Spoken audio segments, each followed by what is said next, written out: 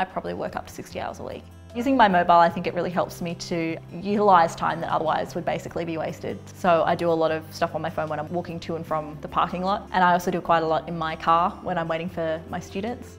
Those gaps aren't really useful for much else. So for the flights, I used aggregators and comparison websites, basically just because I felt they would do a lot of the hard work for me and I didn't have to go to all the different flight providers, basically all the different airlines.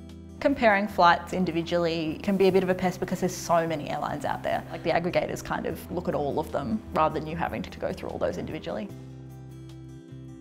I find the mobile sites don't actually have what you need. So for example, sometimes I've found the multi-stop options on the flight sites only work on the classic version. So it's easier just to do it on your laptop. And actually, I think often ends up being quicker.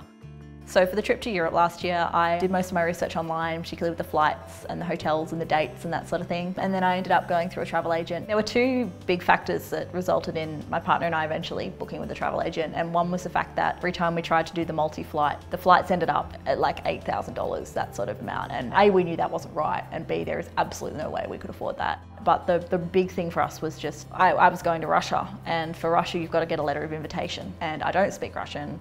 And I wouldn't know the first thing about getting one of these letters. So I just thought, you know what, this is just too hard. I'm just going to get a travel agent to handle all this. I really prefer booking online myself. It sort of fits into my life really well.